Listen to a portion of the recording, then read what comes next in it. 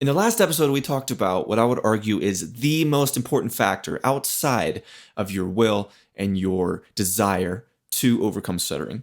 The next most important factor that we talked about is you need to have a good plan.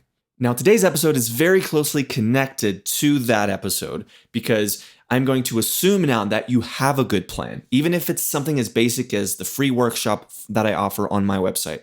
If you have a plan to follow, the next thing we need to talk about is the word exertion. So that is what we're going to talk about in today's episode. So let's dive in.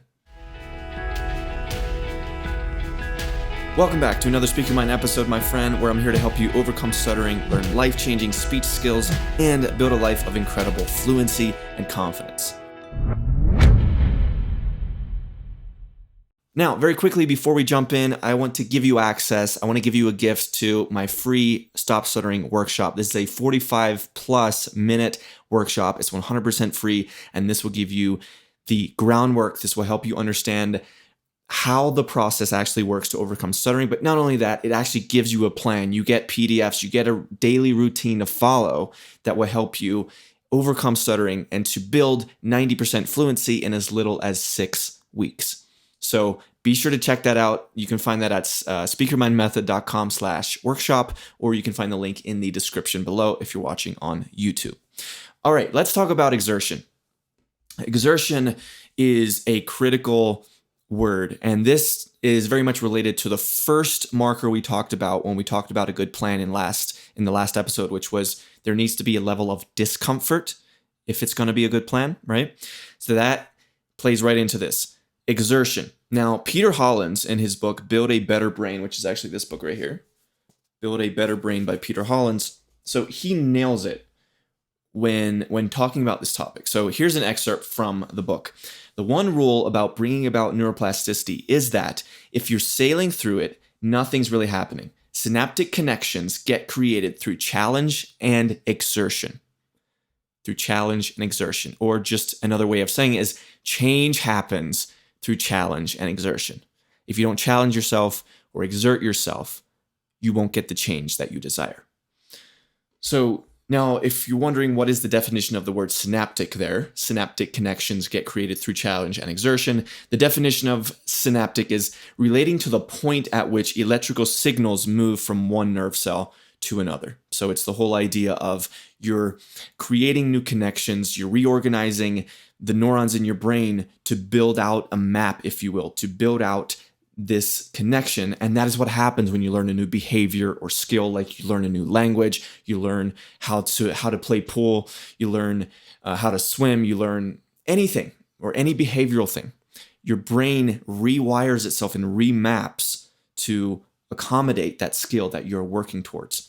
But the thing about neuroplasticity and the brain's ability to change in response to experience is it's not going to happen if you don't challenge and exert yourself.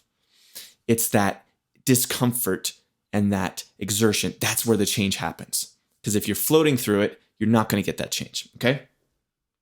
So one of the quotes that I heard recently from the great Andrew Huberman is, it's the friction, it's the feeling that something is hard that allows you to change your neural circuitry. This all comes back to exertion. Things should feel hard. It should feel difficult to beat stuttering. It should feel kind of tiring and exhausting at times, because that is how you're going to actually change your brain. That's how it's done. Now, one example of this process at work is, think about the skill of meditation. So if you're trying to learn how to meditate and meditate well, did you know that if you try to meditate and it's easy in terms of if your goal is to if your mind wanders, you bring your mind back to the breath. If that is kind of your style of meditation, let's just take that basic style. If it should feel difficult, it should feel hard to bring your mind back. And the thing is, that in of itself, like, you might get discouraged by how often your mind wanders, especially at first, but that actually is helping you because you get to just practice bringing your mind back to the breath, bringing your mind back to the breath. And then the more you do that, because of the difficulty of it, that is actually how you can then build the habit and build the skill of being a good meditator, right?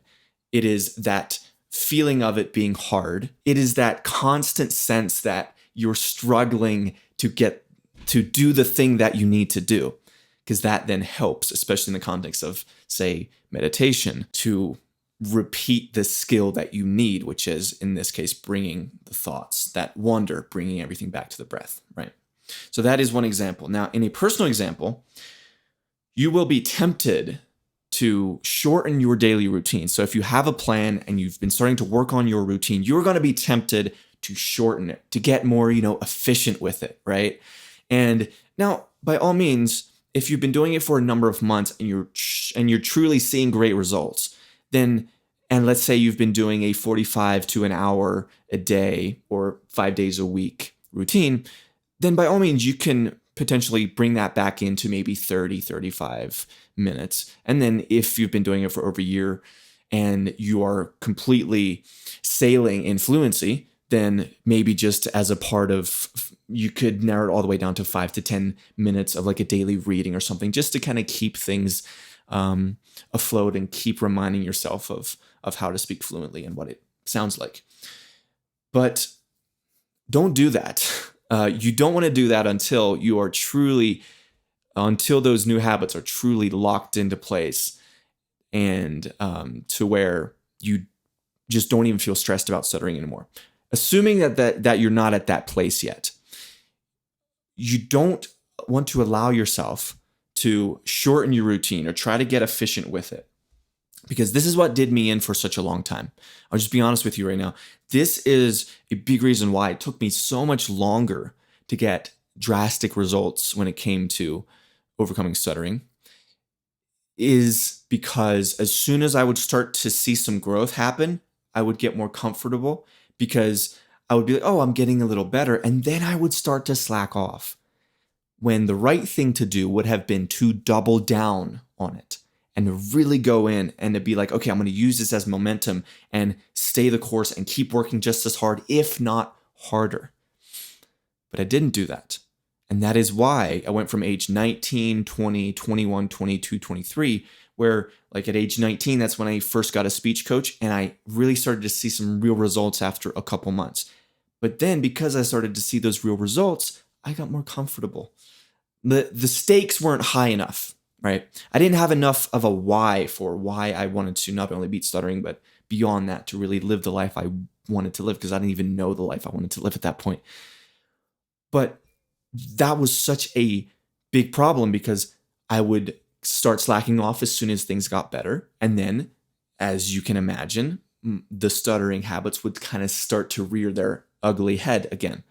And then I would kind of continue that cycle. And I would go through periods where I would go all in, and then things would get better. And then I would slack off again, and just kept happening and happening. And so that is just, I want you to learn from my mistakes. Don't just learn from your own mistakes. Learn from my mistakes so that you don't have to make the same mistakes yourself. And if I had really committed to a 6 to 12 month process instead of a month here, 2 months here, and then slacking off, I would have beat stuttering and become and built my speech skills much faster than what I did. So anyway, let's bring this back and really focus again on the word exertion. So one of the ways that it'll make you understand this very clearly is, think about someone who goes to the gym. So if you go to the gym and you have a personal trainer, or if you're just there by yourself and you only do easy stuff, you're not going to see growth, right? That's the most obvious statement anybody could ever tell you, that if you're just going to go and maybe do 2 push-ups and do a couple, 2-pound dumbbells and then leave after 5 minutes, you're not going to get anywhere. You're not going to see transformational results. Why? Because you're not exerting yourself. You are not creating discomfort. You are not creating the track that needs to be laid out in order for change to occur. And so the change happens in the context of going to the gym or exercising is when you stay there and you really exert yourself for, say, 30 to 60 minutes, and you do that consistently. That is such a gigantic difference from the first example of 5 minutes and being super comfortable versus 30 to 60 minutes and really exerting yourself. So, because that's when change happens, that's when growth happens. And so it's super important. You need to exert yourself. And there's this quote from David Goggins. Now, I'm by no means a Goggins disciple, but I think he has a lot of really, really good insights. Outside of the one insight I definitely don't agree with is some of the clips I've seen on his perspective on sleep and how he doesn't really care about sleep, which I think is just absolutely insane. Sleep is everything, guys, especially in speech. And I'm probably going to talk about sleep a lot more. Sleep is unbelievably important if you want to beat stuttering and if you want to live a life that is truly can be lived to its maximum potential. And your speech is a big part of that. If you're sleep deprived, you're going to have a hard time rewiring your brain. So I did want to throw that nugget in there. But his quote was, "You are in danger of living a life so comfortable and soft that you will die without ever realizing your true potential." It's a kind of a basic quote that we've probably heard in some form or another a bunch of times, but we can't be reminded of it enough. It's super important. Don't allow yourself in this process of trying to transform your speech and become a better speaker and become fluent. Don't go for the lane that looks most comfortable. Go for the lane that is showing, or that, I don't know, how would I even say this? That proves or that shows that it will give you the most change, that it will transform. Go for the path that leads to the highest probability of transformation, or the highest probability of your life being lived to its fullest potential. And usually that's correlated with a more difficult path, especially at the start. It's usually correlated with a path full of exertion, full of challenge, and not backing down and not giving up too soon. It's not an easy path. And this is especially true, guys. This is especially true the majority of people who put themselves, who maybe buy a program or start to work on their speech, they don't commit to it for long enough. It is often as simple as that. Oftentimes, the problem is not with the plan. Sometimes it is. Sometimes it's just a crappy plan. But oftentimes, they either, because they haven't been told, or they maybe are just lazy to a degree, and we all have laziness. I can be very lazy too. So I'm not calling anybody out here. But if you go through a process or a program and you give up after 2 or 3 or 4 weeks, that's not enough time. That's not enough time. You are trying to rewire and change the habits that you have likely been doing for 10, 20, 30 years, maybe your whole lifetime. Perhaps you stuttered for your whole life. That is a long time to then expect that in as little as 20, 30, even 2 months sometimes. It's super quick, actually, if you think about it.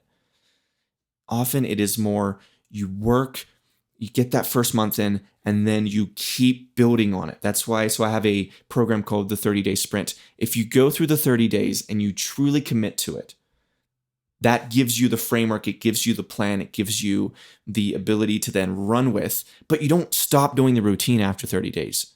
You stay with it.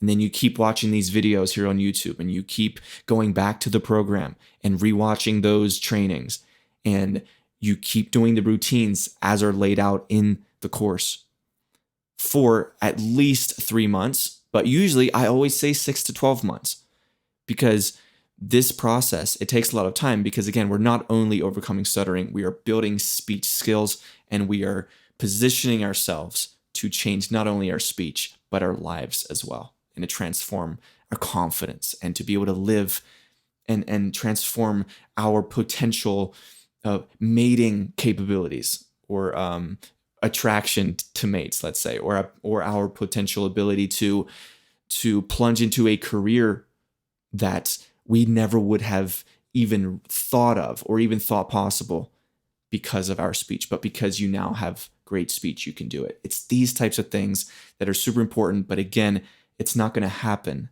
if you don't exert yourself.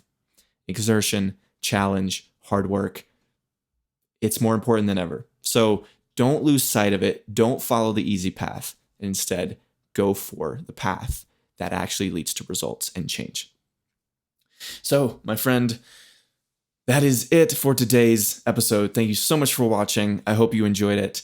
And if you want to plan to dive deeper and you actually want to get this process started, then go check out my free workshop. It's my Stop Stuttering workshop. It's this 45+ minute training that will help you achieve 90% fluency in as little as 6 weeks. This gives you the roadmap. This gives you an understanding. This gets you up and running, and it gives you a daily routine and a plan. So be sure to check it out. You can find it at speakyourmindmethod.com/workshop. One of these episodes, I'm going to really nail it and get it just right. speakyourmindmethod.com/workshop. Or if you're on YouTube, I'll put a link in the description below so you can check it out there. So my friend, thank you so much for watching this episode, for listening, and I will see you in the next one.